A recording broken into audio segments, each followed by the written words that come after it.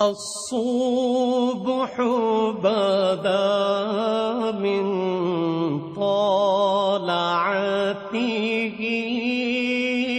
والليل دجى من وفرته نحمده ونصلي على رسوله الكريم اما بعد فقد قال الله تبارك وتعالى كما ورد في سورة الأعراف اعوذ بالله من الشيطان الرجيم بسم الله الرحمن الرحيم فالذين آمنوا به وعزروه ونصروه واتبعوا النور الذي انزل معه اولئك هم المفلحون صدق الله العظيم رب اشرح لي صدري ويسر لي امري واحلل عقدة من لساني يفقهوا قولي اللهم ربنا الهمنا رشدنا واعذنا من شرور انفسنا اللهم صل على عبدك ونبيك ورسولك وحبيبك وخليلك محمد وبارك وسلم وصلی وسلم وبارک علی جمیع الانبیاء والمرسلین وعلی ملائکتک المقربین وعلی عبادک الصالحین وعلینا معہم یا ارحم الراحمین آمین یا رب العالمین۔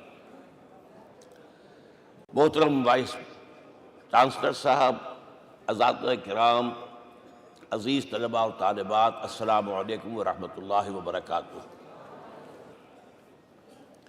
آج جو مجھے موضوع دیا گیا ہے اس کے لیے میں نے سورہ اعراف کی آیت نمبر 157 کا آخری ٹکڑا جو ہے وہ آپ کو سنایا ہے۔ اس کا ایک پس منظر ہے وہ جان لیجیے۔ آپ کو معلوم ہے کہ جب حضرت موسیٰ بنی اسرائیل کو لے کر مصر سے نکلے ہیں، اس کے بعد مرحلہ آیا کہ اللہ تعالیٰ نے حضرت موسیٰ کو کوہ طور پر طلب فرمایا تورات عطا کرنے کے لیے۔ ان کی غیر حاضری میں ایک فتنہ کھڑا ہوا اور کچھ لوگوں نے ایک بچڑا بنا کر اس کی پرستش شروع کر دی بنی اسرائیل میں سے، سامری کا بنایا ہوا بچڑا۔ جب حضرت موسیٰ واپس آئے انہوں نے یہ دیکھا تو بہت غضبناک ہوئے، اور پھر اللہ تعالیٰ کے حکم سے فیصلہ ہوا کہ 12 قبیلوں میں سے جن لوگوں نے بھی یہ شرک کیا ہے ان کو انہی قبیلوں کے لوگ خود قتل کریں۔ کئی ہزار اسرائیلی قتل ہوئے۔ یہ بہت بڑا یوں سمجھیے کہ پرج ہوا ہے اس قوم کے اندر۔ اس کے بعد پھر مزید اللہ تعالیٰ کی خدمت میں استغفار کے لیے حضرت موسیٰ علیہ السلام اپنے 70 بڑے بڑے سردار جو تھے 12 قبیلوں کے، ان کو لے کر حاضر ہوئے۔ وہاں انہوں نے استغفار کیا اور ایک دعا کی، پروردگار وَاكْتُبْ لَنَا حَسَنَةً فِي الدُّنْيَا وَالْآخِرَةِ، ہمارے لیے نیکی کا اندراج کر دے، دنیا میں بھی آخرت میں بھی۔ جواب ملا اللہ تعالیٰ کی طرف سے، دیکھو عذاب تو میں جس کو چاہوں گا دوں گا، اور ویسے میری رحمت ہر شے کے ساتھ موجود ہے، ہر شے کا وجود میری رحمت سے ہے، لیکن ایک میری خاص رحمت ہے جو میں لکھ رکھوں گا ان لوگوں کے لیے جو میرے نبی امی آخری رسول ان پر ایمان لائیں گے صلی اللہ علیہ وسلم۔ وہ جب آئیں گے اور وہ نیکی کا حکم دیں گے، بدی سے روکیں گے، پاکیزہ چیزوں کو حلال قرار دیں گے، ناپاک چیزوں کو حرام قرار دیں گے، نوع انسانی کے اوپر جو بوجھ تھے جو اس وقت ہوں گے ان کو اتاریں گے۔ وہ جب آئیں گے تو جو لوگ فَالَّذِينَ آمَنُوا بِهِ نمبر 1، وَعَزَّرُوهُ نمبر 2، وَنَصَرُوهُ نمبر 3، وَاتَّبَعُوا النُّورَ الَّذِي أُنزِلَ مَعَهُ أُولَٰئِكَ هُمُ الْمُفْلِحُونَ۔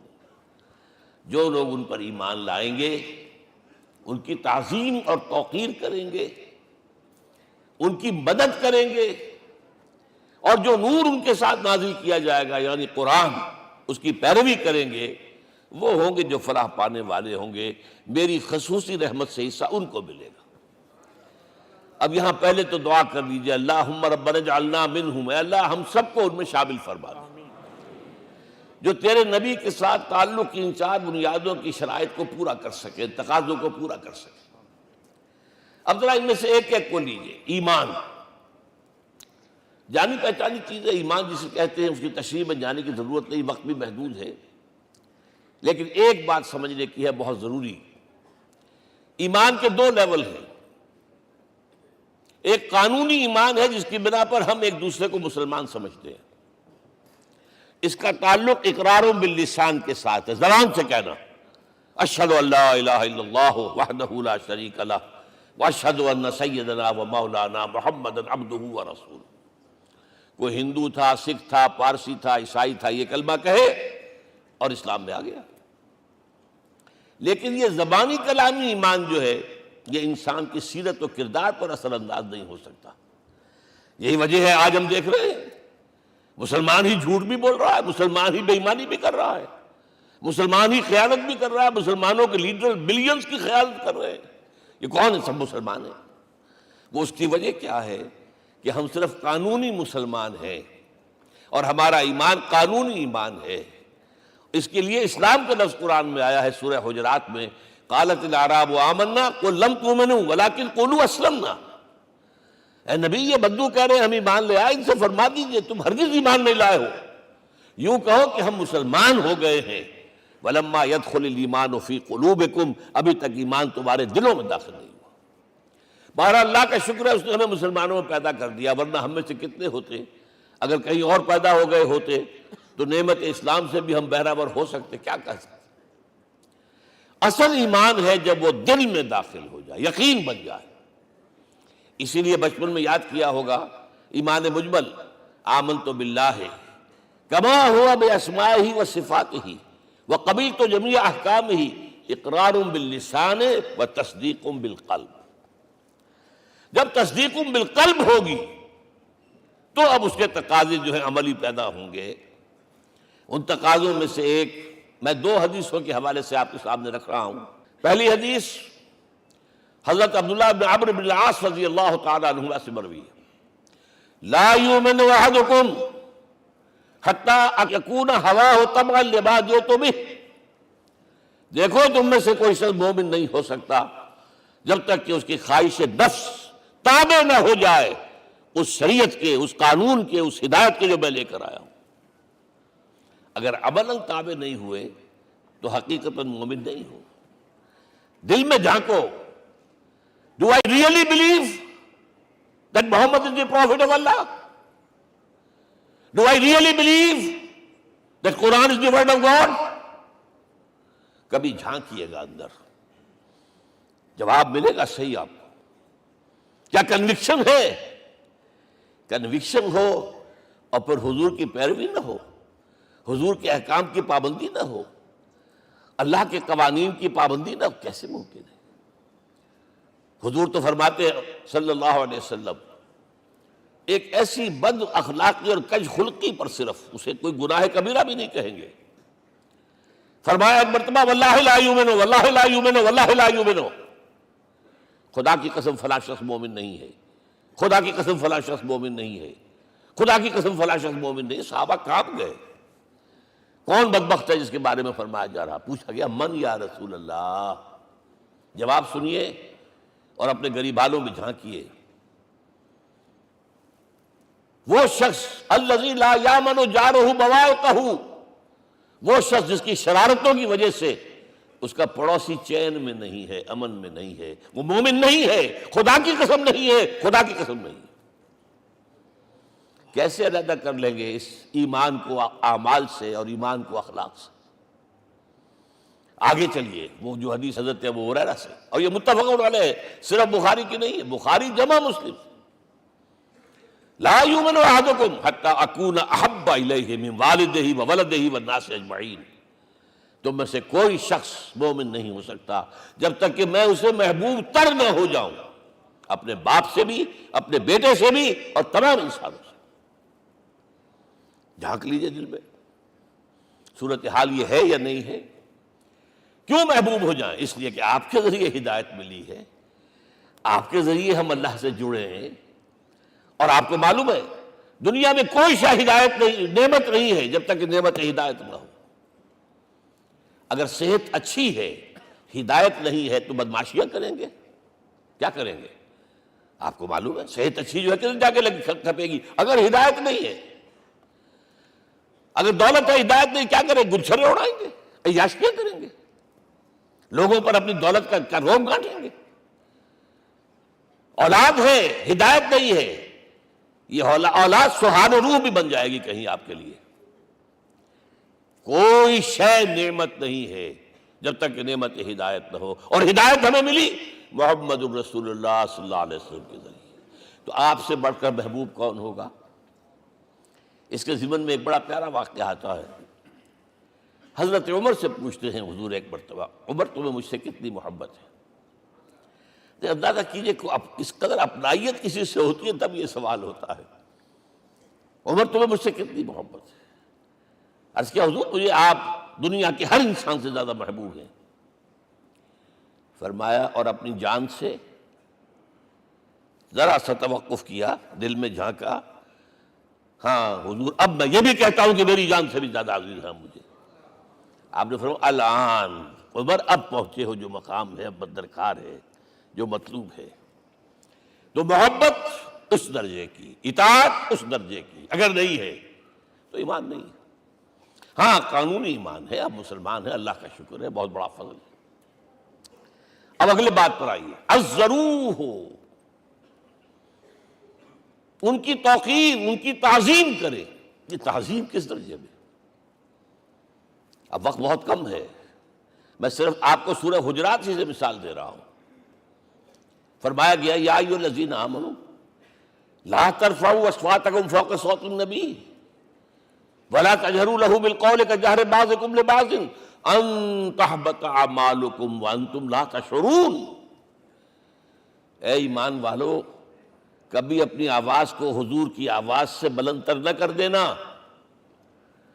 کبھی جس طرح بلند آواز سے ایک دوسرے سے بات کرتے ہو ایسے نہ کر بیٹھنا، مبادا تمہارے سارے اعمال حبط ہو جائیں اور تمہیں پتہ بھی نہ چلے۔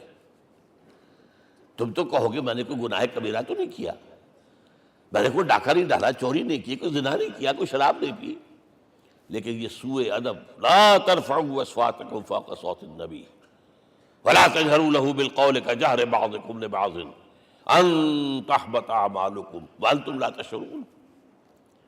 یہاں ایک میں عملی بات بھی آپ کے سامنے رکھ دوں، صحابہ کے بارے میں تو بات سمجھ میں آ گئی کہ اپنی آوازیں پست رکھیں، ہم کیسے کریں؟ ہمارا ایک طرز عمل ہونا چاہیے۔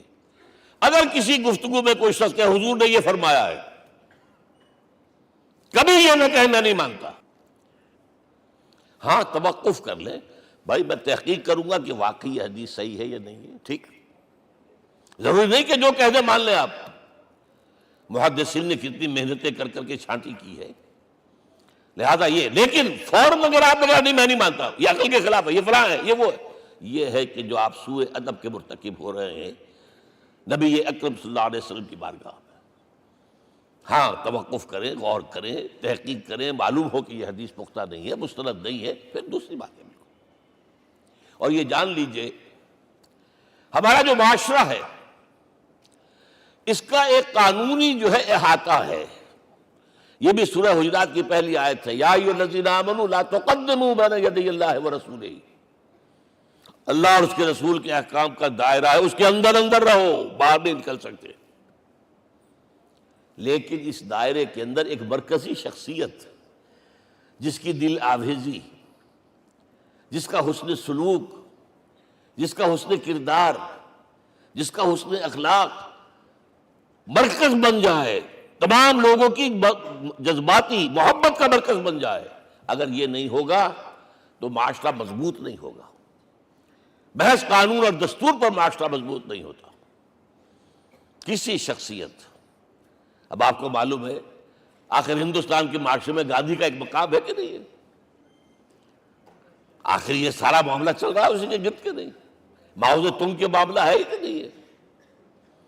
یہ سارا معاملہ دنیا میں عام لوگ کہہ دیتے، ریشنلسٹ لوگ، کہ ان چیزوں کی کیا ضرورت ہے، بھائی قانون دیکھنا چاہیے، دستور دیکھنا چاہیے، حکم دیکھنا نہیں، بھائی جذباتی وابستگی، کہ ایک ہستی تو ایسی ہو کہ جس کے کچھ کہنے پر فوراً زبانیں بند ہو جائیں، اور اس کا نقشہ میں سعودی عرب میں دیکھتا ہوں، اگر وہاں کے دو بدو لڑ رہے ہوں صف اور ایک دوسرے کو کھانے کو دوڑ رہے ہوں، کوئی شخص کہتے صلی علی النبی، فوراً خاموش، معلوم ہوتا ہے آگ کے اوپر کسی نے پانی ڈال دیا، خاموش، صلی علی النبی، صرف یہ کہنے سے۔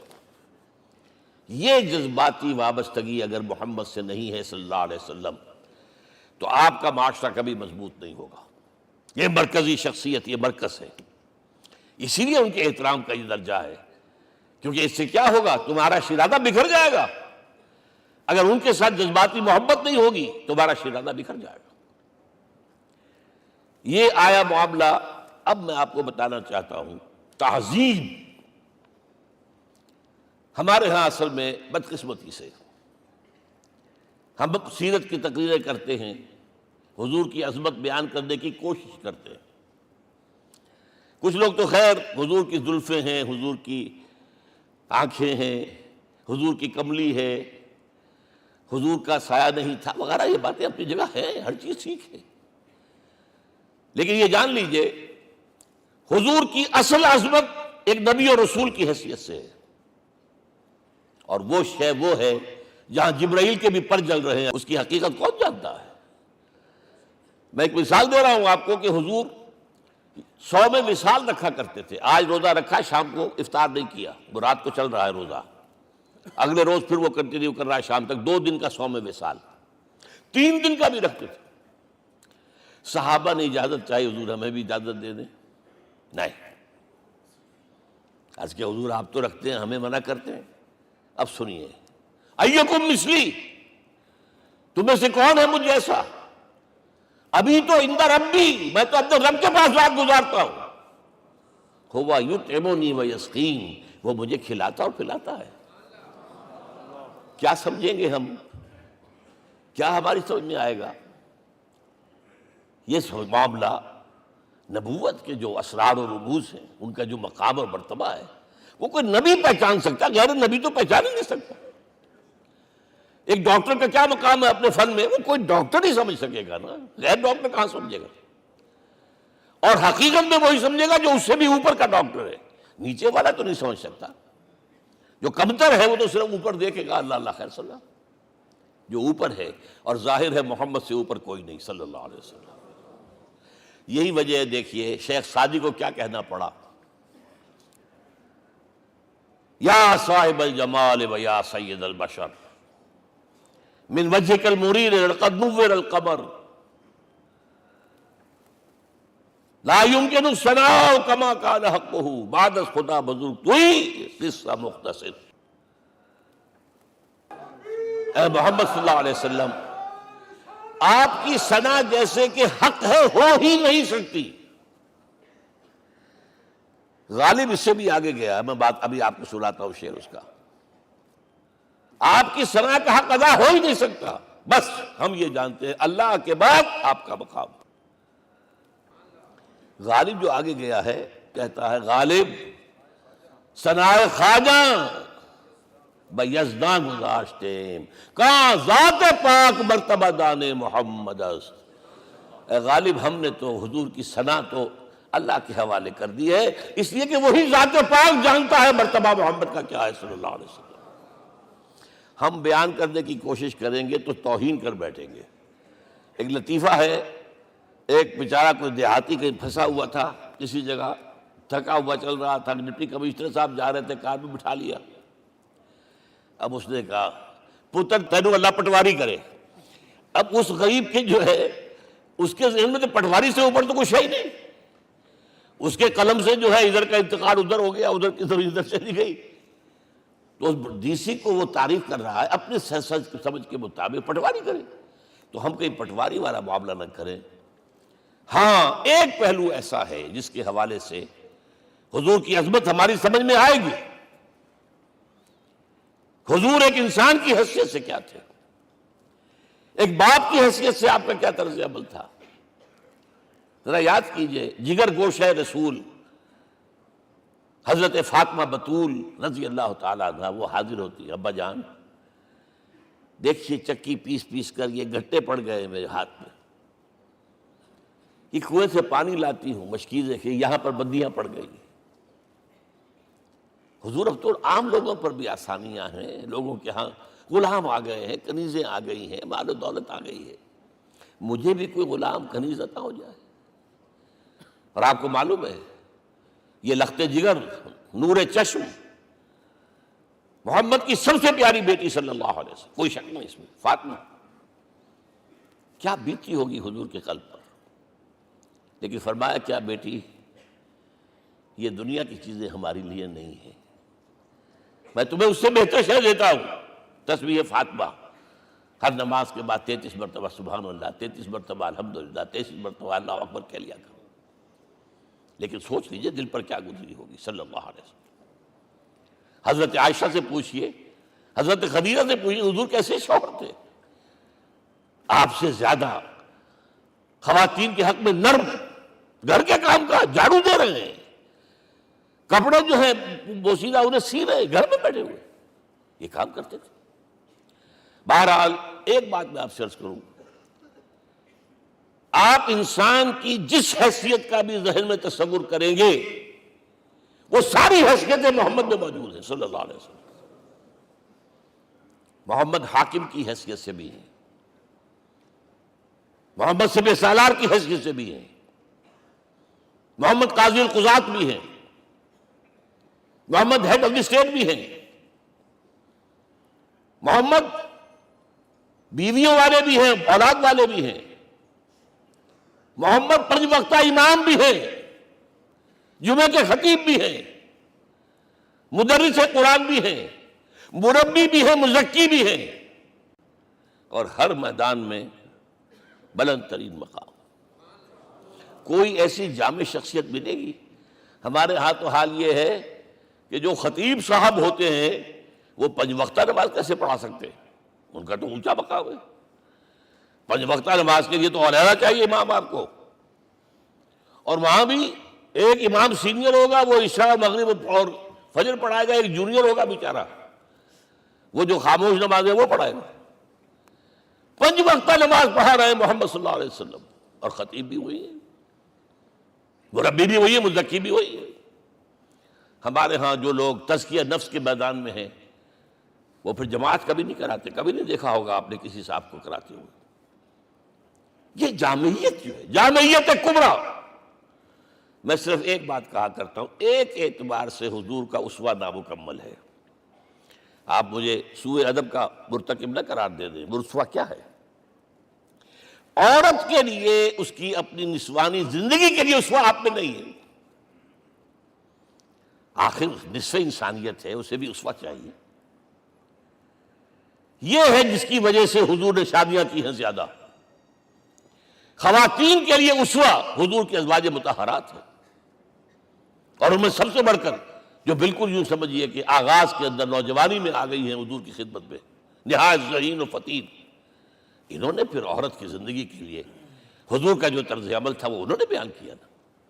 اس لیے سورہ احزاب کے اندر اس کا تذکرہ ہے، جہاں یہ آتا ہے لقد کان لکم فی رسول اللہ اسوۃ حسنہ، وہیں پر یا نساء النبی لستن کاحد من النساء، اے نبی کی بیویوں تم عام عورتوں کے مانند نہیں ہو، تمہیں تو اسوہ بننا ہے امت کے لیے۔ اب اس سے اگلا قدم میں بڑھا رہا ہوں آگے، اور اس کے ساتھ جڑ جائے گی تیسری بات۔ تیسری بات کیا ہے؟ وَنَصَرُوهُ، اس کی مدد کریں صلی اللہ علیہ وسلم۔ پہلی بات تو یہ نوٹ کیجئے، حضور انتہائی غیور انسان تھے، انتہائی غیور۔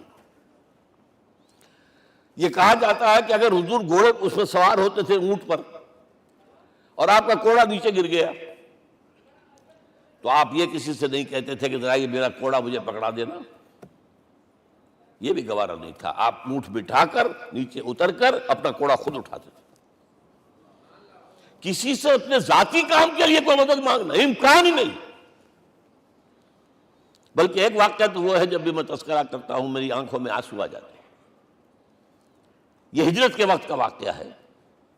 آپ کو معلوم ہے حضور نے تمام مسلمانوں کو مکے سے جانے کی اجازت دے دی، چلے جاؤ مدینے، چلے جاؤ مدینے، آپ خود تھے موجود، اس لیے کہ رسول اپنے مقام کو نہیں چھوڑ سکتا وداؤٹ ایکسپریس پرمیشن فرام اللہ سبحانہ وتعالی۔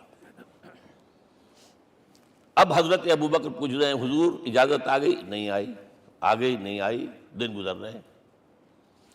حضرت عائشہ کی روایت ہے کہ ایک روز ہم نے دیکھا دوپہر کے وقت آ رہے ہیں حضور، کپڑے سے اپنا سر جو ہے ڈھانپا ہوا ہے. عرب میں دوپہر کے وقت وزٹ کرنا جو ہے یہ ان کے خلاف دستور ہے، ان کی تہذیب کے خلاف ہے. یہ قیلولے کا وقت ہوتا. تو حیران ہوئے. آتے ہی فرمایا ابوبکر ہجرت کی اجازت ہو گئی. اب انتہائی خوشی سے اور بڑی امید میں کہ بڑی شاباش ملے گی، حضرت ابوبکر فرماتے ہیں، عرض کرتے ہیں حضور میں نے 2 اونٹیاں تیار کر رکھی ہیں، خوب کھلا پلا کے انہیں فرما کیا ہوا ہے، یہ ہجرت میں ہمارے کام آئے گی. حضور تھوڑا سا توقع فرماتے ہیں، پھر کہتے ہیں اچھا ٹھیک ہے، ایک میں استعمال کروں گا لیکن میں اس کی قیمت ادا کروں گا. حضرت ابوبکر رو پڑے. حضور مجھ سے یہ مغایرت، سائے کے تناب کے ساتھ رہنے والا، اس سے یہ مغایرت، ذرا سے اشارے پر اپنی کم سن بیٹی پیش کر دی نکاح کے اندر، اس سے یہ مغایرت. رو پڑے. لیکن حضور کی اپنی غیرت تھی، میں قیمت دوں گا. اب بتائیے مدد کا کے لیے درکار تھی؟ مدد تھی ان کے مشن کے لیے. مشن 2 حصوں میں تھا. اس کو جانیے، آج کچھ علمی باتیں آ رہی ہیں. حضور کے مشن کے 2 حصے، ایک ابتدائی جو تمام انبیاء اور رسول کا تھا، ایک تکمیلی جو صرف محمد کا صلی اللہ علیہ وسلم. ابتدائی کیا ہے؟ اللہ کی طرف دعوت، تبلیغ. جو دعوت قبول کر لیں ان کے لیے بشارت، بشیر کہ تمہارے لیے آخرت میں جنت ہے، نعمتیں ہیں. رد کر دیں ان کے لیے نذیر، خبردار کرنے والے، جہنم کے لیے تیاری کر لو. داعی اللہ، اللہ کی طرف بلانے والے. سراجا منیرا، روشنی کے چراغ. یہ حیثیتیں مشترک ہے تمام انبیاء کرام. تمام انبیاء بشیر بھی تھے، نذیر بھی تھے، داعی بھی تھے، سراج منیر بھی تھے. اگرچہ ان تمام حیثیتوں میں بھی حضور کا سب سے اونچا مقام علیحدہ نمایاں ہے، لیکن حیثیتیں بنیادی طور پر مشترک. ایک حیثیت تکمیلی، اور وہ کیا ہے؟ اے نبی جو دین آپ کو دیا گیا ہے، صرف تبلیغ نہیں، صرف تعلیم نہیں، اس کو قائم کر کے دکھاؤ نظام زندگی کی حیثیت سے. 3 مرتبہ قرآن میں یہ الفاظ حضور کے لیے آئے ہیں، هو الذی ارسل رسولہ بالہدی ودین الحق لیظہرہ علی الدین کلہ. 3 دفعہ سورہ توبہ میں یہ الفاظ آئے، سورہ صف میں یہ الفاظ آئے، سورہ فتح میں یہ الفاظ آئے. وہی اللہ جس نے بھیجا ہے اپنے رسول کو صلی اللہ علیہ وسلم، الہدا قرآن حکیم، ہدایت کاملہ، اور نمبر 2 دین حق. یہ 2 چیزیں دے کر بھیجا. کس لیے؟ تاکہ اس دین کو غالب کرے پورے نظام زندگی پر. یہ معاملہ ذرا سوچئے.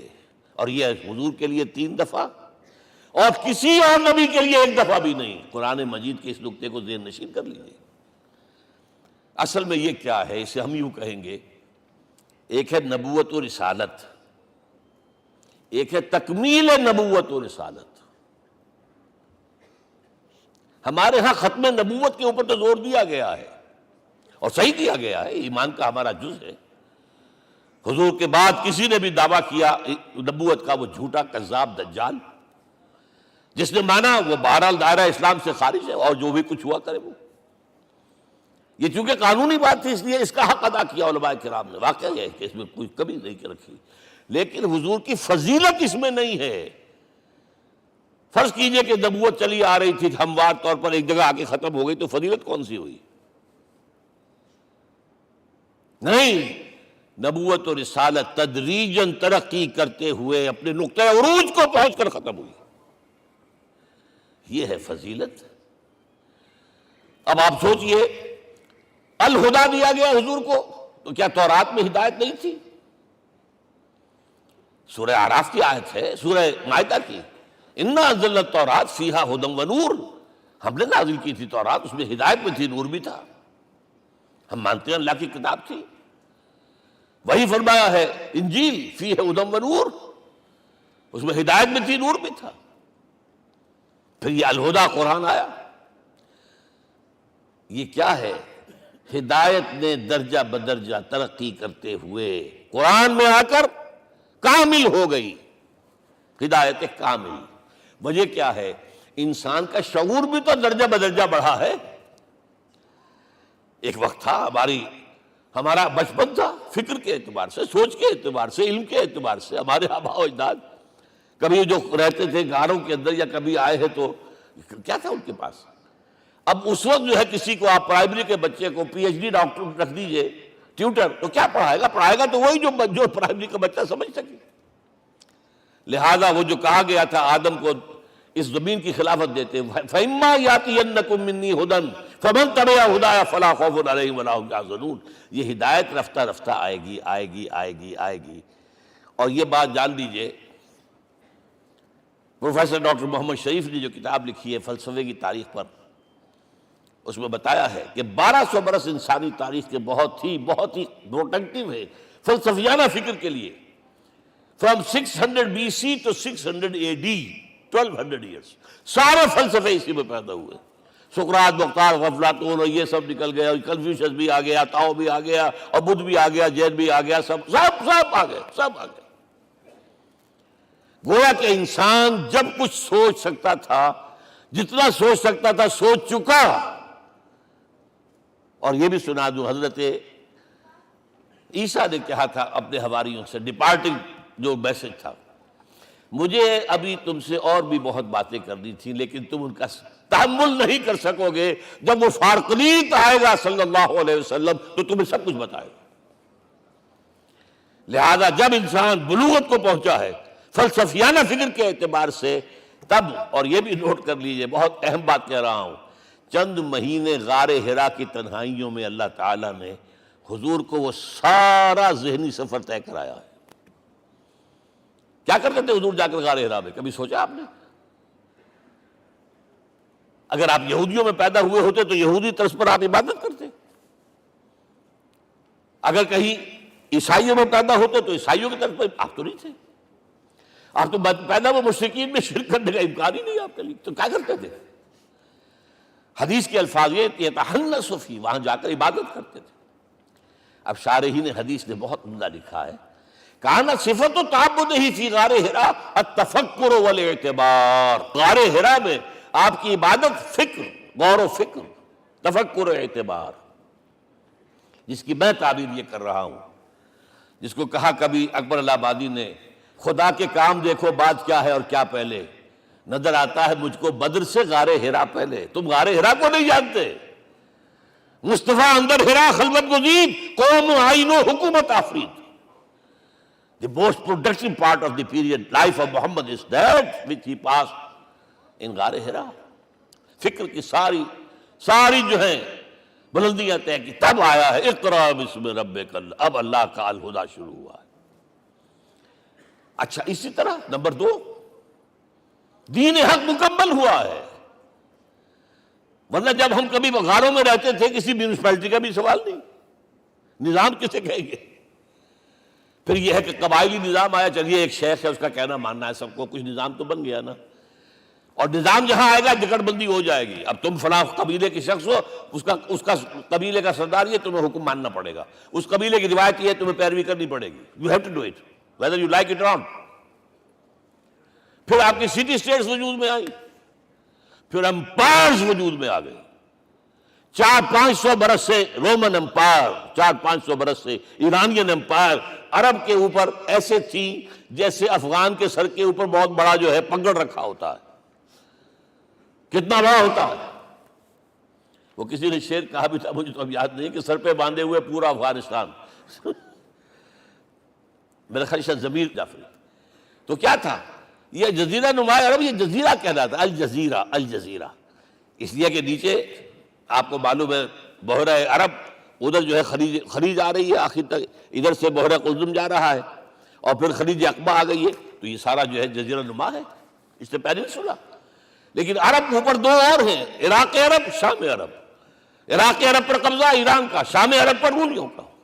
اور جب یہ سلطنتیں بن گئیں تو گویا کہ انسان شکنجے میں آ گیا۔ ظلم، محنت کرے کسان، عیش کرے جاگیردار، اور بادشاہ محل بنائے، لگان وہاں سے آ رہا ہے۔ از جفائے دے خدایاں کشتے دہ خانہ خراب۔ کرگے پر بیٹھا ہوا کوئی کھدر بن رہا ہے، ٹیکس دو۔ بادشاہ محل بھی بنائے گا، یاشیاں بھی کرے گا، سارا نسوانی حسن جو ہے کوہ قاف کا لے آئے گا اپنے ہاں، اور پھر فوج بھی رکھے گا۔ ذرا تم نے گردن اٹھائی تو تمہاری سرکوبی کرنے کے لیے فوج تیار ہے۔ یہ جب جکڑ بند آئی ہے انسان پر، تب محمد کو بھیجا گیا ہے۔ دلی بیٹ، اسے آزاد کرانے والا، دین حق دیا گیا۔ یہ دین حق قرآن مجید میں اسی لیے کہا گیا، یہ میں کہہ رہا ہوں تکمیل رسالت النبوت۔ الیوم اکملت لکم دینکم واتممت علیکم نعمتی ورضیت لکم الاسلام دینا۔ آج میں نے تمہارے لیے تمہارے دین کو کامل کر دیا ہے، یہ مکمل نظام زندگی ہم نے دیا ہے، پہلے تھا ہی نہیں۔ لہذا کسی اور نبی سے یہ نہیں کہا گیا کہ اس کو غالب کرو، میں نے آپ کو بتا دیا کہیں نہیں ہے۔ نہ نوح، نہ ہود، نہ صالح، نہ ابراہیم، نہ موسیٰ، نہ عیسیٰ، کوئی بھی نہیں۔ اور حضور سے کہا گیا یہ دین اب غالب کرو۔ اگر صرف تم کتاب میں لکھ کر دے جاؤ اور اس کے مثال پیش نہ کر سکو، دنیا کہے گی بہت اچھی شاعری ہے۔ آج بھی آپ کو معلوم ہے دی ریپبلک کتاب زندہ ہے، لیکن آج تک ایک دن کے لیے بھی وہ نظام کہیں قائم ہوا ہے؟ ہم یہی کہیں گے کہ ٹھیک ہے، یہ جو ہے ایک خواب ہے، اللہ اللہ سر، اس کے سوا کیا یوٹوپیا ہے؟ اس نظام کو قائم کر کے دکھاؤ۔ اب آپ اس کو اینالائز کر لیجئے، اچھی طرح سمجھ لیجئے۔ It was the revolutionary role which was assigned to محمد صلی اللہ علیہ وسلم۔ نظام کو بدلنا، اسی کا نام تو انقلاب ہے۔ انقلاب کسے کہتے ہیں؟ دنیا میں دو نظام ایک جگہ نہیں ہو سکتے، مذہب 100 بھی ہو سکتے ایک جگہ۔ مذہب لمیٹڈ ہے، آپ کی ذاتی زندگی، آپ کے کچھ عقائد ہیں، کچھ عبادات ہیں، کچھ رسومات ہیں، کچھ سوشل رائٹس ہیں، یہ ہے بس۔ تو یہ تو 100 بھی دے کین کو ایگزسٹ۔ امریکہ میں کتنے ہیں؟ مسلمان گئے مسجدیں بنا لی ہیں، ہندو گئے مندر بنا لیے ہیں، سکھ گئے ہیں ان کے گردوارے بنے ہوئے ہیں، سلوتے یعنی یہودیوں کے عیسائیوں کے تو بے شمار ہے ہی ہیں، لیکن ہے ہمہ مذہب۔ لیکن دین تو دو نہیں ہو سکتے، یا ڈیموکریسی ہوگی یا بادشاہت ہوگی، ایک تو دو تو نہیں ہو سکتے۔ یا کیپٹلزم ہوگا یا سوشلزم ہوگا، دو تو نہیں ہو سکتے۔ یا تھیوکریسی ہوگی یا ڈیموکریسی ہوگی، دو نہیں ہو سکتے۔ اور یہ بھی آپ کو معلوم ہے دنیا میں کہیں ویکیوم نہیں ہے، نظام کے اعتبار سے کبھی نہیں رہا ہے، ہر ایک نظام موجود ہے۔ آپ کوئی دوسرا نظام لانا چاہتے ہیں، پہلے اس کو جڑ سے اکھیڑنا پڑے گا۔ گفت رومی ہر بنائے کوہنا کا آباداں کنند، تو نہ دانی اولاں تعمیر راں ویراں کنند۔ رومی نے کہا ہے کہ دیکھو، اگر کوئی نئی تعمیر تمہیں کرنی ہو تو تم جانتے نہیں ہو پہلے پرانی تعمیر کو گرانا پڑتا ہے، پہلے آپ نظام جڑ سے کھینچ کر پھینکیں گے باہر، تب نظام لائیں گے نا۔ اور یہ ظاہر بات ہے جو نظام بھی ہے اس کے ساتھ ویسٹڈ انٹرسٹ ہے،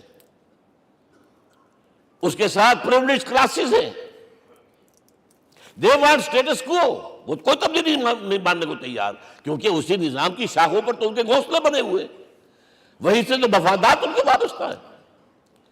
لہذا نظام جو ہے بدلنے کے لیے جانیں دینی پڑتی ہیں، خون بہانا پڑتا ہے، جان جوکھوں کا کام کرنا پڑتا ہے، اس کے بغیر نظام نہیں بدلتا۔ اور محمد کا رول صلی اللہ علیہ وسلم، یہ ہے وہ عظمت محمد کی جو انسان نے پہچانی ہے۔ میں 3 گواہیاں آپ کے سامنے پیش کر رہا ہوں، 1 from the east, 2 from the west, 3 کئی ملوے ہے۔ یہی لاہور 1920، یہاں ایک بریڈلا ہال ہوتا تھا، اس بریڈلا ہال میں ایم این رائے کی ایک تقریر۔ And who was M. N. Roy? Personal friend of Lenin, member of the Communist International, He knew what revolution is. اور اس نے ہسٹوریکل رول آف اسلام تقریر کی لاہور کے اندر 1920 میں، اور اس نے کہا تاریخ انسانی کا عظیم ترین انقلاب وہ تھا جو محمد نے برپا کیا صلی اللہ علیہ وسلم۔ میں تو اس کی ذہانت کی داد دیے بغیر نہیں رہا۔ اس نے کہا بعض مورخین یہ جو فتوحات کی ہیں صحابہ کرام نے، ان کو سمجھ بیٹھتے ہیں جیسے اٹیلا نے فتوحات کی ہیں یا چنگیز خان نے کی ہیں یا کسی اور، کہاں وہ کہاں یہ، وہاں صرف تباہی آتی تھی، اور محمد صلی اللہ علیہ وسلم کے پیروکاروں نے جب دنیا فتح کی ہے، نئی تہذیب دی ہے، نیا تمدن دیا ہے، نیا نظام دیا ہے، روشنی دی ہے، علوم کو تازہ کیا ہے، علوم ایجاد کیے ہیں، یہ ہے وہ انقلاب جو محمد نے برپا کیا صلی اللہ علیہ وسلم۔ یہ کتاب آج بھی ہندوستان میں چھپتی ہے، بمبئی میں، دی ہسٹوریکل رول آف اسلام، اور میں سمجھتا ہوں کہ ہندو ہے، کمیونسٹ ہے، اور گواہی دے رہا ہے۔ دوسرا، یہ تو چونکہ بڑی ریسنٹ پاسٹ کی بات ہے، ڈاکٹر مائیکل ہارٹ ایک کتاب لکھتا ہے دی 100، اور اس کا سب ٹائٹل کیا ہے؟ A selection and gradation of the 100 most influential personalities of the human race, human history۔ پوری انسانی نسل میں سے ان لوگوں کو چن لو جنہوں نے اس کی تاریخ کے دھارے کے رخ کو موڑا ہو۔ ادھر جا رہا تھا ادھر کر دیا، ادھر جا رہا تھا ادھر کر دیا۔ جن لوگوں نے بھی تاریخ کا دھارا موڑا، پہلے سلیکٹ کر لو، سلیکشن۔ 100 آدمی کا نام آ گئے، اب گریڈیشن، ان میں سب سے زیادہ کس نے کیا، اور ٹاپ پر لایا محمد کو صلی اللہ علیہ وسلم۔ یہ کتاب تو اویلیبل ہے، پڑھیے۔ اور چونکہ عیسائی ہے اور حضرت عیسیٰ کو نمبر 3 پر لے گیا، غور کیجئے، نمبر 2 پر لایا نیوٹن کو، بابائے طبیعیات، اور پھر کہتا ہے naturally I O an explanation. میں عیسائی ہوتے ہوئے I'm placing Muhammad at top. How? This is because, یہ لفظ یاد کیجئے، this is because he is the only person supremely successful in both the religious and secular fields۔ ذہانت، وہ زندگی جو آج تقسیم کر دی گئی ہے، یہ مذہبی زندگی ہے، یہ سیکولر ہے، یہ ریاست ہے، قانون ہے، یہ ہے، وہ اس کو علیحدہ رکھو بھائی، مذہب کو علیحدہ رکھو۔ وہ کہتے ہیں کہ یا تو مجھے ملتا ہے کہ وہ آدمی جو ادھر اونچا ہے تو دوسری طرف نیچا ہے، کچھ بھی نہیں، ادھر اونچا ہے تو ادھر کچھ نہیں۔ روحانیت میں، دین میں، اخلاق میں عیسیٰ سے اوپر کون جائے گا؟ لیکن حکومت میں، ریاست میں کوئی قدم ہی نہیں رکھا، زیرو۔ مذہب کتنا بڑا پیدا کر دیا گوتم بدھ نے، لیکن ریاست، حکومت زیرو۔ اور بڑے سے بڑے جو ہے شہنشاہ اور بڑے سے بڑے کانکرس، کوئی چلا آیا ہے، آپ سوچئے جو گریک آ رہا ہے، جو سکندر اعظم کہاں سے چل کر مقدونیہ سے کہاں پہنچ گیا؟ بیاس تک۔ اٹیلا کہاں سے پہنچ گیا؟ مشرق سے مغرب تک۔ لیکن مذہب و اخلاق کے اندر زیرو نہیں بلکہ مائنس ویلیو لانی پڑے گی۔ ایک ہی انسان ہے، آپ کم سے کم give credit to his honesty۔ ایک ہی انسان، دو ہے ہی نہیں۔ He is the only person supremely successful in both the religious and the secular fields۔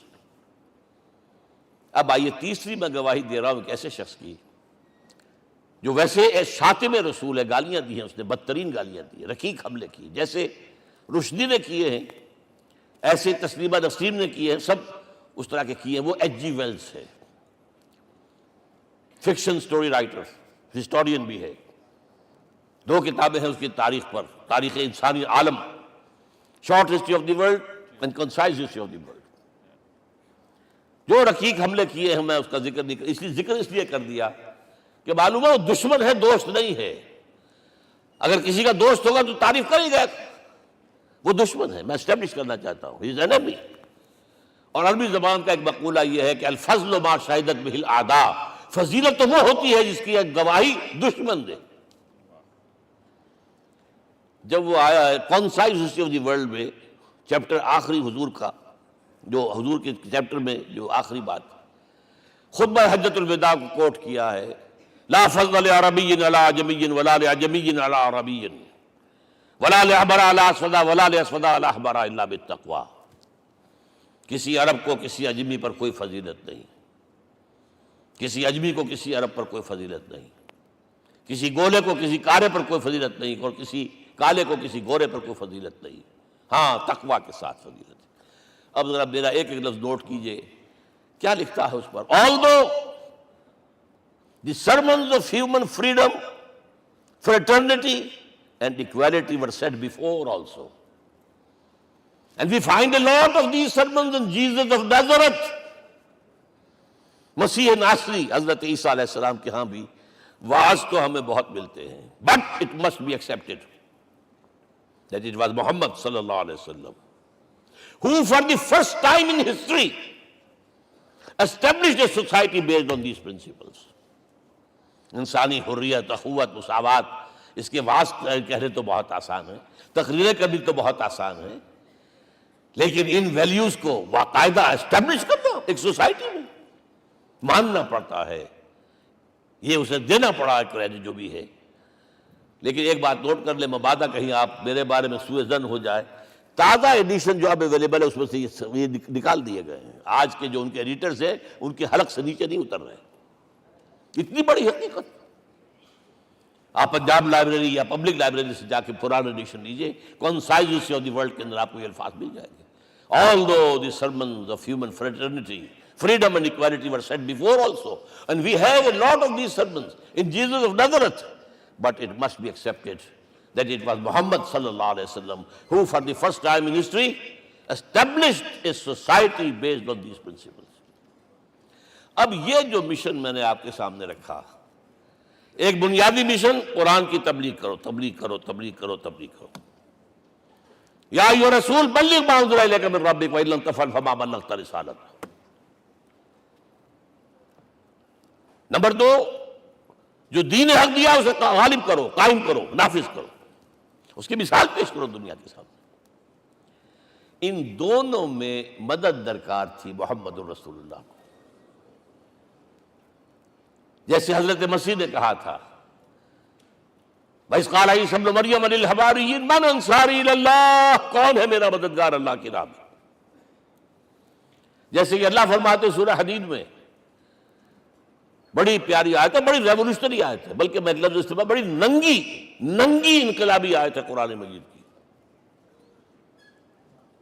اتنا صاف اللہ تعالیٰ ہی سچ بول سکتا ہے، کوئی اور تو ضرور کہیں نہ کہیں اس کے اوپر کوئی کپڑا ڈال کے بات کرے گا۔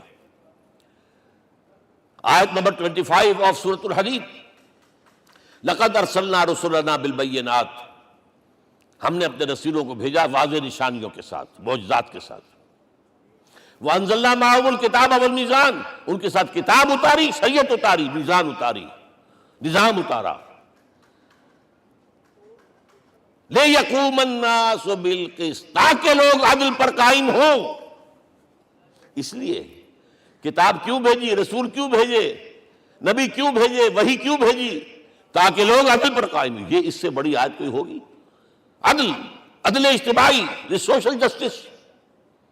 اب اگلا ٹکڑا پڑھیے، وَأَنزَلْنَا الْحَدِيدَ، ہم نے لوہا بھی اتارا ہے، فِيهِ بَأْسٌ شَدِيدٌ، اس سے اسلحہ بنتا ہے، جنگی قوت ہے۔ وَلِيَعْلَمَ اللَّهُ مَن يَنصُرُهُ وَرُسُلَهُ بِالْغَيْبِ، اور اللہ دیکھ لینا چاہتا ہے کون ہے اس کے وفادار بندے جو لوہے کی طاقت کو ہاتھ میں لے کر اللہ اور اس کے رسول کی مدد کرتے ہیں۔ دین اللہ کا، اسے قائم کرنا اللہ کی مدد ہے، اسے قائم کرنا محمد کا فرض ہے، اس کے جد و جہد کرنا محمد کی مدد ہے صلی اللہ علیہ وسلم۔ یہ تھی نصرت، اور یہ نصرت آپ کو معلوم ہے حضور کی زندگی میں صحابہ نے کرام نے کی ہے کہ نہیں کی؟ جو شخص ایمان لایا فوراً داعی بن گیا، فوراً۔ ابو بکر ایمان لائے، اور 6 جو ہیں عشرہ مبشرہ میں سے چوٹی کے صحابہ، وہ ان کی دعوت پر ایمان لائے۔ سعد ابن ابی وقاص، طلحہ، زبیر، عثمان، سعید ابن زید، یہ سب کون ہیں؟ حضرت ابو بکر کی دعوت پر نوجوان ہیں۔ مصعب بن عمیر کو گھر سے نکال دیا چچا نے، اور برہنہ کر کے نکالا ہے کم وقت نے، اس لیے کہ باپ مر گیا تھا، بہت دولت چھوڑ گیا تھا۔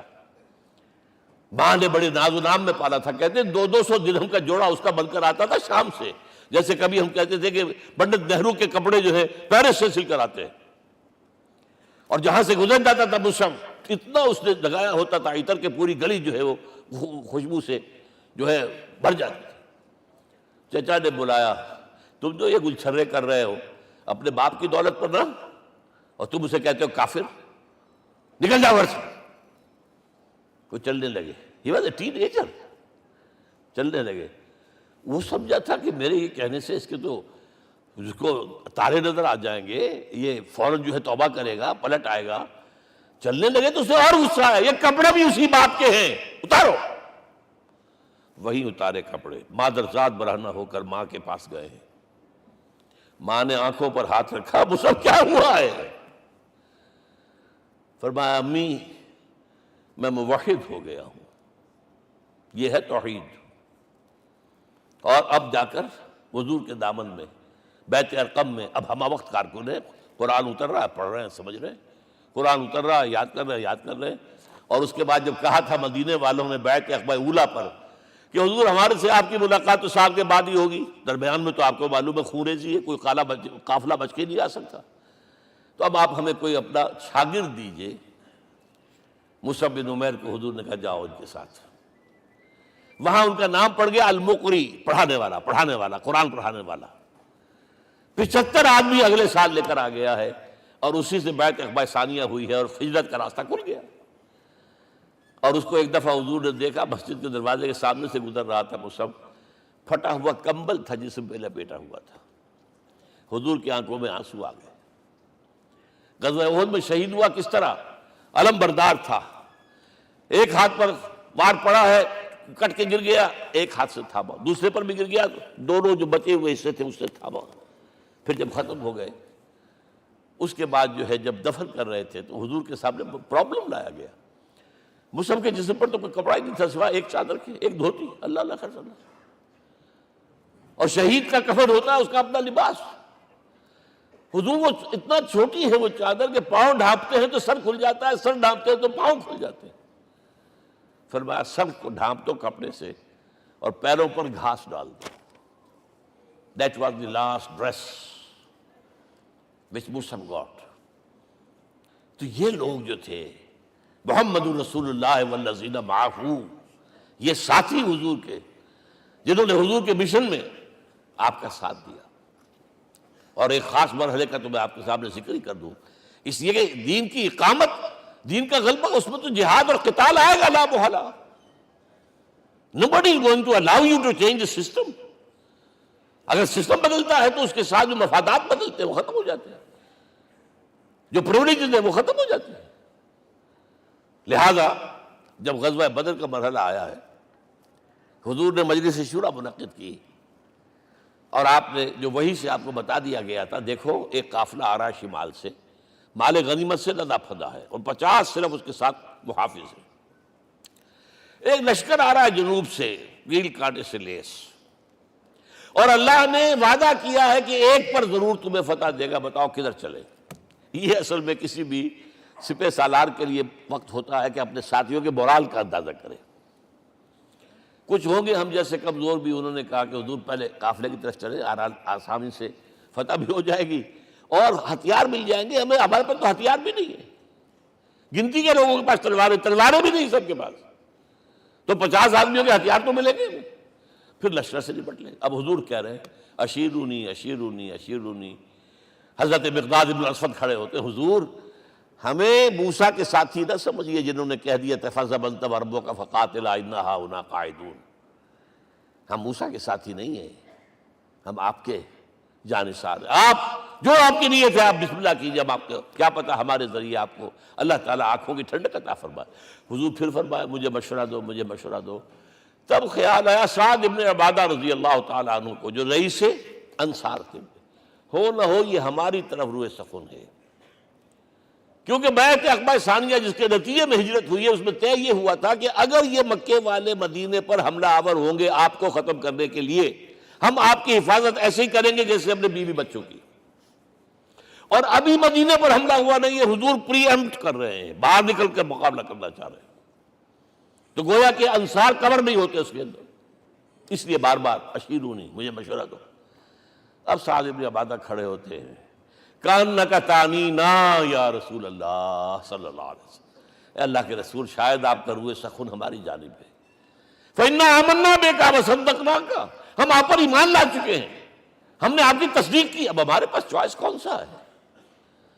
اگر آپ آگے چلیں ہم پیچھے چلیں گے، اگر برق الغماد تک پہنچیں گے ہم اپنی اونٹنیوں کو دبلا کر دیں گے، یمن کا آخری شہر جو ہے برق الغماد، اور اگر آپ ساحل سمندر پر کھڑے ہو کر اپنی سواری سمندر میں ڈالیں گے ہم بھی ڈال دیں۔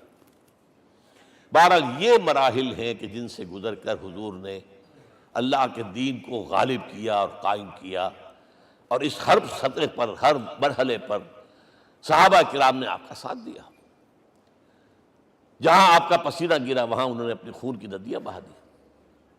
محمد رسول اللہ والذین معہ اشداء علی الکفار رحماء بینہم، یہ ہے در حقیقت عظمت محمد صلی اللہ علیہ وسلم۔ آج کے دور میں سمجھ لیجئے اچھی طرح، یہ دور جس کا کہ فاتح ہے حضور، فاتح سے مطلب افتتاح کرنے والے، اس دور میں اجتماعی نظام کی اصل اہمیت ہے۔ اجتماعی نظام غلط ہے، ایکسپلائٹیٹو ہے، تقسیم دولت کا نظام غلط ہے۔ کیا ہوگا؟ ایک طرف دولت جمع ہوگی، ایکومولیشن آف ویلتھ، ایک طرف بھوک، افلاس، فاقہ ہوگا۔ شاہ ولی اللہ دہلوی کہتے ہیں کہ جس معاشرے میں تقسیم دولت کا نظام غلط ہو جائے، یہ دو دھاری تلوار ہے، دو دھاری، دونوں طرف کاٹتی ہے۔ ایک طرف دولت جمع ہوگی تو عیاشیاں ہوں گی، بدماشیاں ہوں گی، گلچرے ہوں گے، وہ بھی خراب، معاشرے کے لیے خراب، اور ایک طرف فقر ہوگا اور بھوک ہوگی اور فاقہ ہوگا، یہ بھی خراب۔ اس لیے کہ حضور فرماتے ہیں کاد الفقر ان یکون کفرا، فقر تو انسان کو کفر کی حد تک پہنچا دیتا ہے، لہذا فق کو کل نظام کو توڑنا ہوگا۔ یہ الفاظ شاہ ولی اللہ دہلوی رحمۃ اللہ علیہ کے، جو 12ویں صدی ہجری کے مجدد ہیں۔ اس نظام کو بدلنا، اب آپ سوچئے حضور صلی اللہ علیہ وسلم نے جب اپنے اس مشن کی تکمیل کر لی، تو میں اب دو باتیں آپ کو بتا رہا ہوں۔ چونکہ حضور کی بعثت صرف عرب کے لیے نہیں تھی، صرف عربوں کے لیے نہیں تھی، صرف ملک عرب کے لیے نہیں تھی۔ اگر یہ ہوتا تو آپ کا کام مکمل ہو گیا تھا، پورے عرب میں اللہ کی حکومت قائم ہو گئی، ایک ایک شخص تک قرآن پہنچ گیا۔ لیکن 5 جگہ قرآن میں آیا ہے وَمَا أَرْسَلْنَاكَ إِلَّا كَافَّةً لِلنَّاسِ بَشِيرًا وَنَذِيرًا، ہم نے نہیں بھیجا آپ کو مگر تمام انسانوں کے لیے بشیر اور نذیر بنا کر۔ لہذا کام مکمل نہیں ہوا۔ اقبال کہتا ہے وقت فرصت ہے کہاں، کام ابھی باقی ہے، نور توحید کا اتمام ابھی باقی ہے۔ یہ بھی تکمیل رسالت کا مظہر ہے کہ حضور سے پہلے کوئی رسول پوری نوع انسانی کے لیے نہیں بھیجا گیا، آپ پہلے رسول ہیں اللہ کے اور آخری جو پوری نوع انسانی کے لیے بھیجے گئے۔ حضرت عیسیٰ نے بھی یہی کہا تھا اپنے حواریین سے، تو سینٹ پال نے اسے تبلیغی مذہب بنایا ہے۔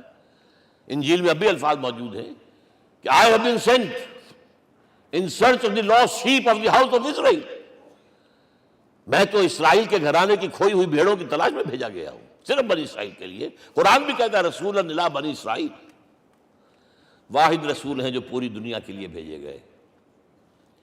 اچھا کہہ دینا تو آسان ہو گیا، اس کا مطلب کیا ہے؟ جب تک پوری دنیا پر اللہ کا دین غالب نہ ہو، محمد کا مقصد بعثت ہنوز شرمندہ تکمیل ہے، اور یہ ہوگا، اس کی خبر دی ہے۔ یہ ایک تحفہ میں لے کر آیا آپ کے لیے، 8 صفحے ہیں، لیکن یہ سمجھیے کہ یہ سونے کے حروف سے شر لکھے ہوئے ہیں، وہ احادیث، وہ آیات جن میں حضور نے خبر دی ہے کہ پوری دنیا پر اللہ کا دین غالب ہوگا۔ ہو نہیں سکتا کہ دنیا ختم ہو جائے اور محمد کا مقصد بعثت ابھی مکمل نہ ہو، ناممکن۔ جن آیات کو پڑھیے، ان میں پھر احادیث پڑھیے۔ میں صرف 2 حدیثیں آپ کو سنا دوں۔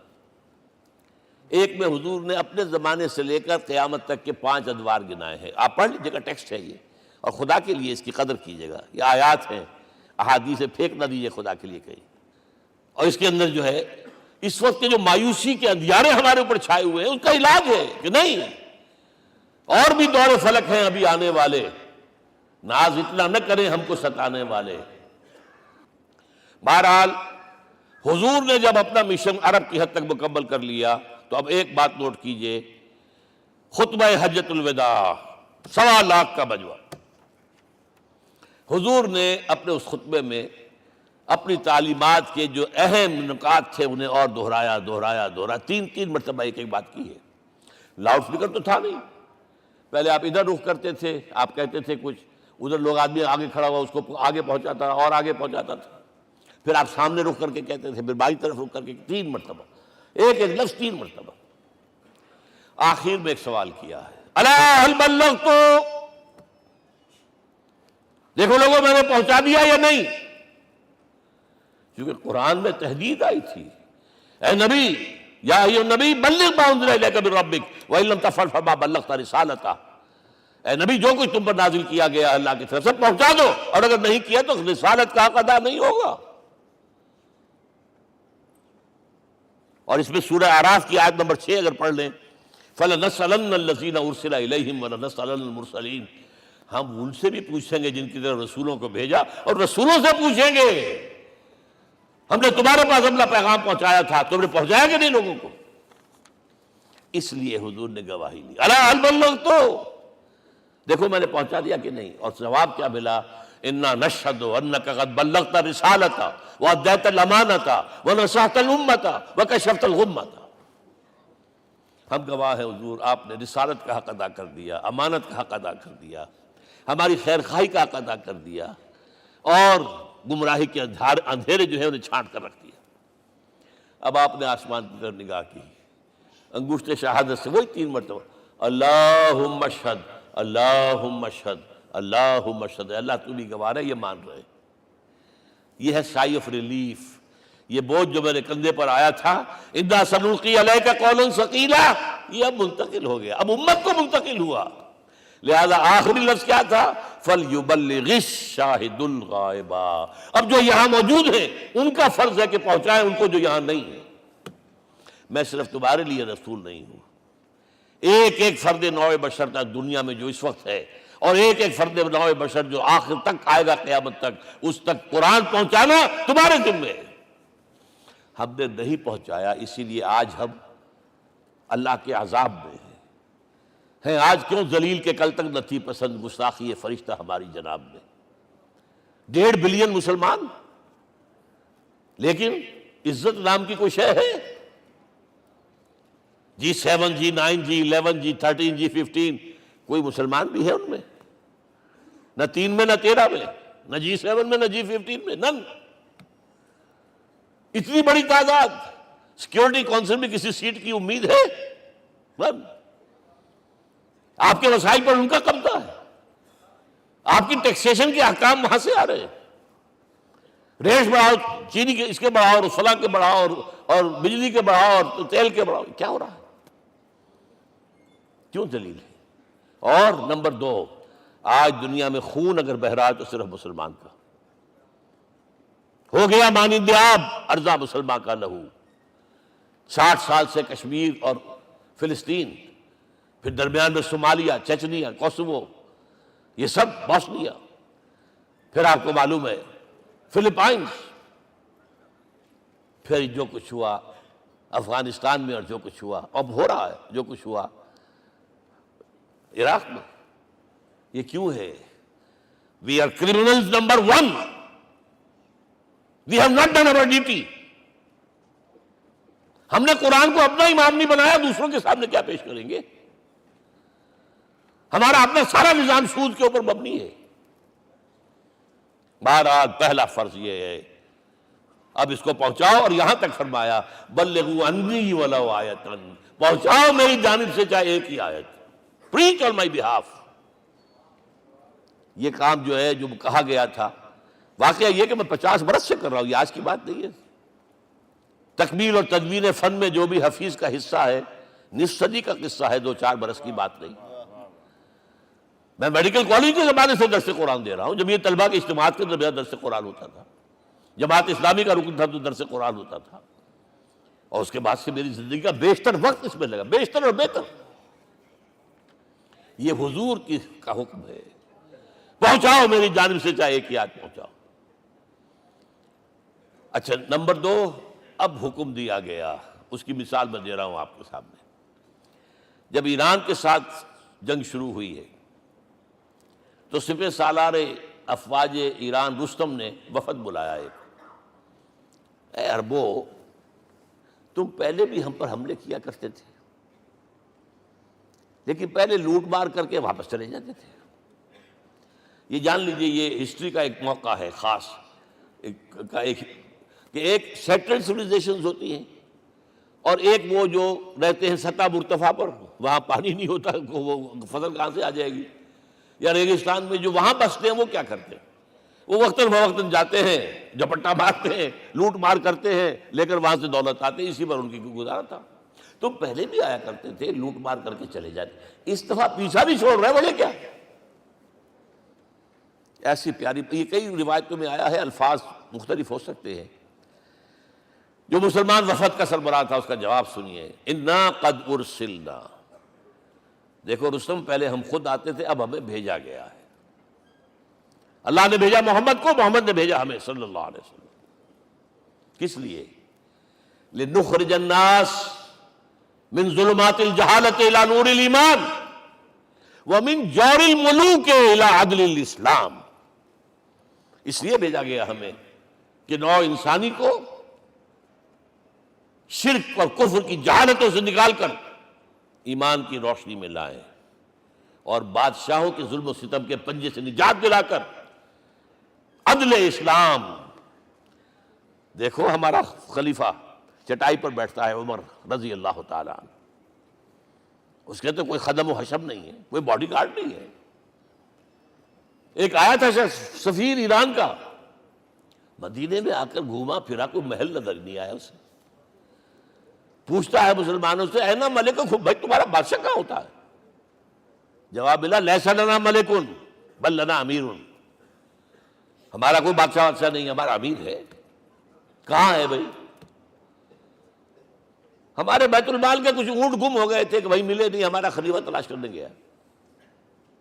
اب اس نے کسی کو لیا ہوگا، آئیڈینٹیفائی کر سکے، ڈھونڈ کر جا کر ایک جگہ دیکھا، دھوپ تیز ہو گئی تھی، حضرت عمر تھک گئے تھے، لہذا ایک درخت کے سائے میں اپنے کوڑے کا تکیہ بنا کر لیٹے ہوئے استراحت فرما رہے، کوئی خادم نہیں، کوئی خدم و حشم نہیں، کوئی باڈی گارڈ نہیں۔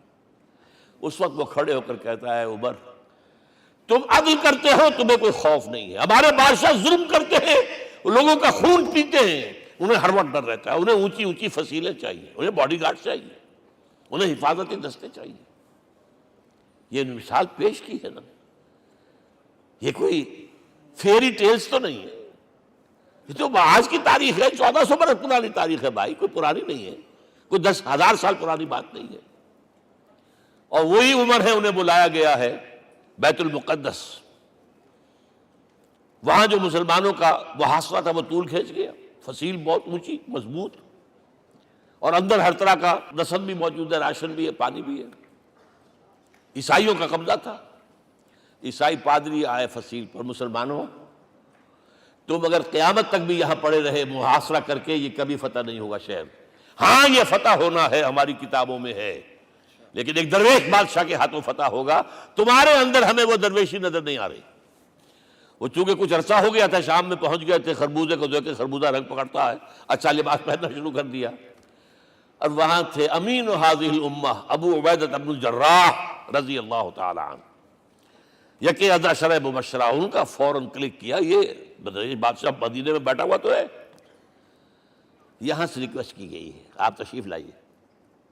اب 700 میل کا سفر ہے، کوئی ذاتی سفر نہیں، کسی بیٹے کے کنووکیشن میں کے لیے نہیں گئے ہیں، کوئی انٹوریج نہیں ہے، کچھ نہیں، ایک اونٹ، ایک خادم، اور اسی اونٹ پر راستے کا راشن، لہذا ایک آدمی بیٹھ سکتا ہے۔ اب ایک منزل خلیفہ اوپر تشریف فرما ہے اور خادم ہاتھ پکڑ کر آگے چل رہا، اگلی منزل خادم اوپر بیٹھا ہے اور خلیفہ ہاتھ پکڑ کے آگے چل رہا ہے۔ جب آخری منزل آئی ہے تو باری ہو گئی اس خادم کی، اس نے ہاتھ جوڑ دیے، خدا کے لیے لوگ دیکھیں گے، مجھے ماریں گے، تمہیں شرم نہیں آئی؟ خلیفۃ المسلمین جو ہے وہ آگے آگے تمہارے چل رہے تھے، تم براجمان تھے۔ حضرت عمر نے ڈانٹ پلائی، اب دوڑو نہیں، باری تمہاری ہے۔ وہ بیٹھا ہوا اوپر، حضرت عمر پھنکیل پکڑ کر آ رہے ہیں، اور بیچ میں کہیں کیچڑ آ گیا تھا، جوتیاں بھی ہاتھ میں پکڑی ہوئی ہیں۔ اب وہاں آتے ہی انہیں لے جایا گیا فصیل کے سامنے، انہوں نے اوپر سے اپنی کتابیں دیکھیں، ہاں یہی ہے درویش بادشاہ، یہ فتح نہیں ہوا تھا یروشلم، یہ ایک صلح کے طور پر انہوں نے دیا ہے، کھول دیا، آ جاؤ۔ اور انہوں نے شرط رکھوائی تھی کہ کہیں یہاں یہودیوں کو آباد نہیں ہونے دیں گے آپ۔ حضرت عمر نے اتنی رعایت کی تھی یہودیوں کے لیے کہ وہ یہاں آئیں، اپنے مقدس مقامات کی زیارت کر کے جا سکتے ہیں، لیکن یہاں سیٹل نہیں ہو سکتے، اس لیے وعدہ تھا۔ یہ وعدہ جو ہے سلطان عبدالحمید خان تک چلا ہے۔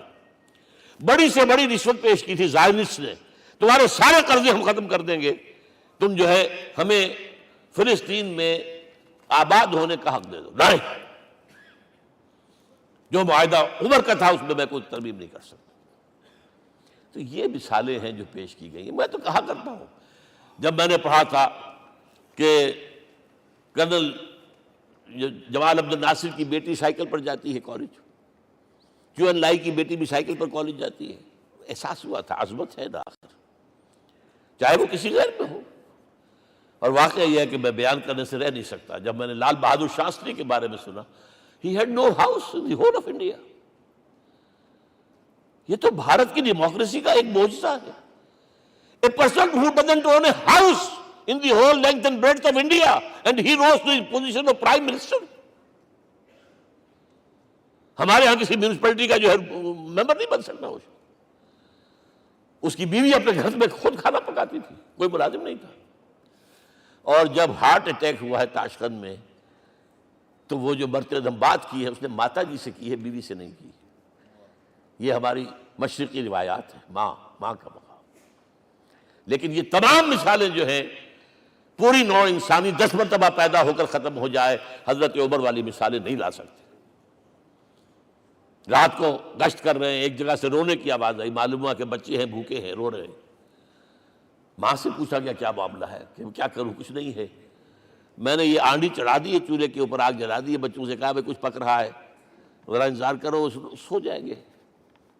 کانپ گئے، ایسے گئے سیدھے بیت المال، آٹے کی بوری اپنے غلام سے کہا میرے کندھے پر رکھ، میں پہلے چلتا ہوں۔ نہیں، قیامت کے دن تم میرا بوجھ نہیں اٹھا سکو گے۔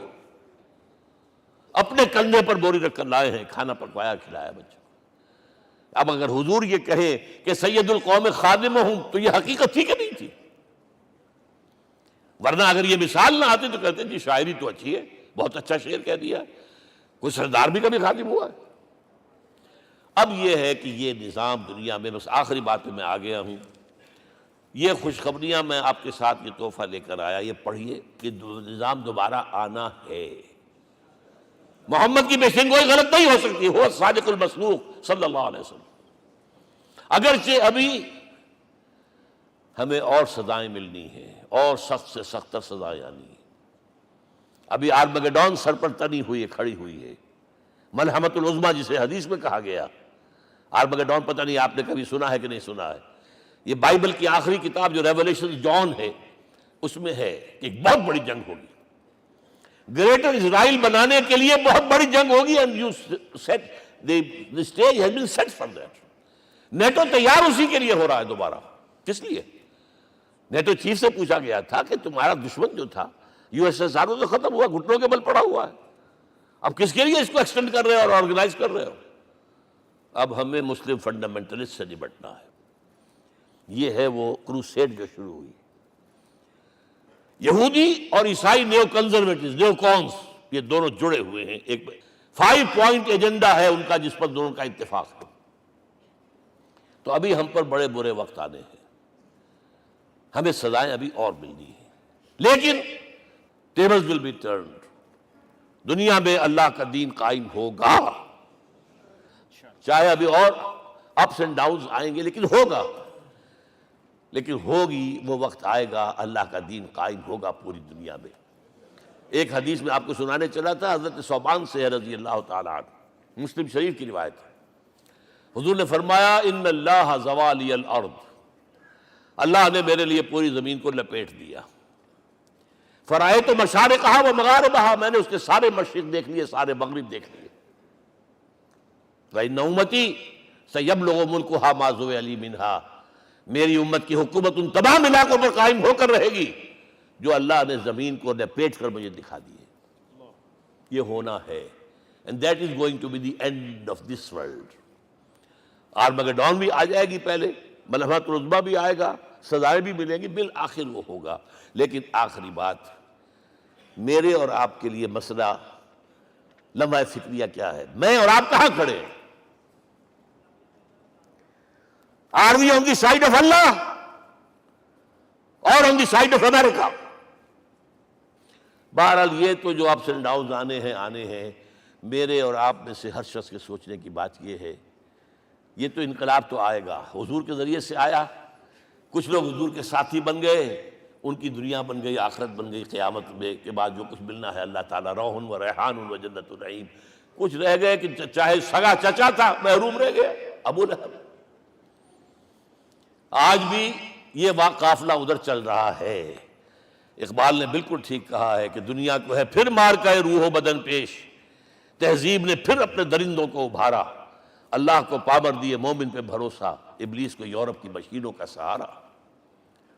اور صحیح کہا ہے، آخری بات جو کہہ رہا ہوں، ایک نقطہ میرا رہ گیا ہے، وَاتَّبَعُوا النُّورَ الَّذِي أُنزِلَ مَعَهُ، چوتھی بات، اور یہ کہ وہ لوگ جو اس نور کا اتباع کریں گے کہ جو ان کے ساتھ نازل کیا قرآن، اس لیے کہ قرآن ہی ذریعہ ہے، آلہ انقلاب ہے. قرآن انسانوں کو بدلتا ہے، افراد کو، افراد مل کر جماعت بن کر وہ جو انقلاب برپا کرتے ہیں. بٹ انڈیویجول چینج، اقبال کے الفاظ میں چوں بجا در رفت جہاں دیگر شود، یہ قرآن اگر کسی کے باطن میں اتر جاتا ہے تو اس کے اندر انقلاب آ جاتا ہے. He is a change person from within. وَاتَّبَعُوا النُّورَ الَّذِي أُنزِلَ مَعَهُ. لیکن آخری دور کے بارے میں یہ چند اشعار سنا رہا ہوں. شب گریزاں ہوگی آخر جلوہ خورشید سے، یہ چمن معمور ہوگا نغمہ توحید سے، ہو کر رہے گا. اور پھر دلوں کو یاد آ جائے گا پیغام سجود، پھر جبیں خاک حرم سے آشنا ہو جائے گی. اور آنکھ جو کچھ دیکھتی ہے لب پہ آ سکتا نہیں. میں وہ حیرت ہوں کہ دنیا کیا سے کیا ہو جائے. آب روان کبیر تیرے کنارے کوئی دیکھ رہا ہے کسی اور زمانے کے خواب. وہ زمانہ آنا ہے، لیکن دیکھنا یہ ہے کہ میرا اور آپ کا اس میں کتنا حصہ ہے. اقول قولی ھذا واستغفر اللہ لی ولکم ولسائر المسلمین والمسلمات.